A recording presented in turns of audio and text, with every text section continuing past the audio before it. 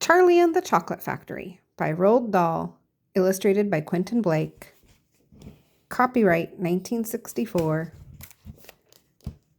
Chapter 4. The Secret Workers. The next evening, Grandpa Joe went on with his story. "You see, Charlie," he said, "not so very long ago, there used to be thousands of people working in Mr. Willy Wonka's factory. Then one day, all of a sudden, Mr. Wonka had to ask every single one of them to leave, to go home, never to come back." "But why?" asked Charlie. "Because of spies." "Spies?" "Yes. All the other chocolate makers, you see, had begun to grow jealous of the wonderful candies that Mr. Wonka was making, and they started sending in spies to steal his secret recipes. The spies took jobs in the Wonka factory, pretending that they were ordinary workers, and while they were there, each one of them found out exactly how a certain special thing was made." "And did they go back to their own factories and tell?" asked Charlie. "They must have," answered Grandpa Joe, "because soon after that, Fickleburger's factory started making an ice cream that would never melt, even in the hottest sun. Then Mr. Prodnose's factory came out with the chewing gum that never lost its flavor, however how much you chewed it. And then Mr. Slugworth's factory began making candy balloons that you could blow up to huge sizes before you popped them with a pin and gobbled them up. And so on and so on. And Mr. Willy Wonka tore his beard and shouted, 'This is terrible! I shall be ruined! There are spies everywhere! I shall have to close the factory!'" "But he didn't do that," Charlie said. "Oh, yes, he did. He told all the workers that he was sorry, but they would have to go home. Then he shut the main gates and fastened them with the chain, and suddenly Wonka's giant chocolate factory became silent and deserted. The chimney stopped smoking, the machine stopped whirring, and from then on, not a single chocolate or candy was made. Not a soul went in or out, and even Mr. Willy Wonka himself disappeared completely." "Months and months went by," Grandpa Joe went on, "but still the factory remained closed, and everybody said, 'Poor Mr. Wonka, he was so nice, and he made such marvelous things, but he's finished now. It's all over.' Then something astonishing happened. One day, early in the morning, thin columns of white smoke were seen to be coming out of the tops of the tall chimneys of the factory. People in the town stopped and stared. 'What's going on?' they cried. 'Someone's lit the furnaces! Mr. Wonka must be opening up again.'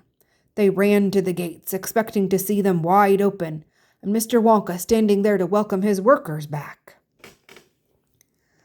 But no, the great iron gates were still locked and chained as securely as ever, and Mr. Wonka was nowhere to be seen. 'But the factory is working,' the people shouted. 'Listen, you can hear the machines. They're all whirring again, and you can smell the smell of melting chocolate in the air.'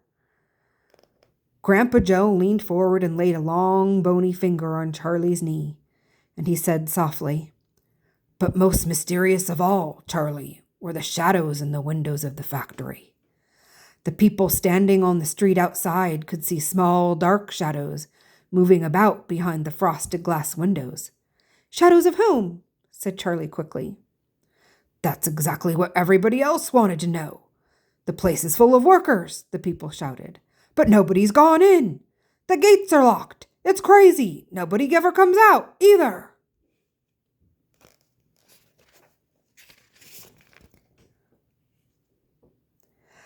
"But there was no question at all," said Grandpa Joe, "that the factory was running. And it's gone on running ever since for these last 10 years. What's more, the chocolates and candies it's been turning out have become more fantastic and delicious all the time.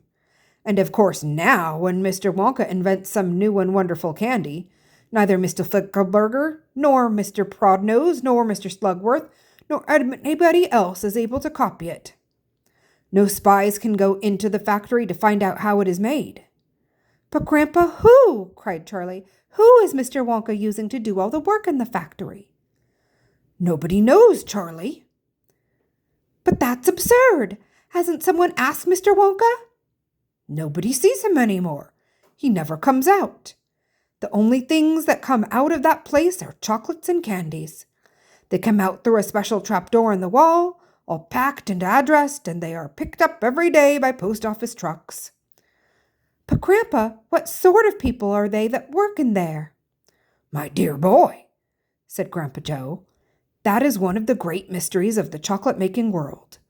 We know only one thing about them. They are very small. The faint shadows that sometimes appear behind the windows, especially late at night when the lights are on, are those of tiny people no taller than my knee." "There aren't any such people," Charlie said. Just then Mr. Bucket, Charlie's father, came into the room.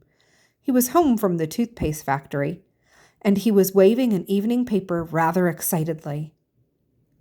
"Have you heard the news?" he cried. He held up the paper so that they could see the huge headline. The headline said, "Wonka Factory to be opened at last to lucky few."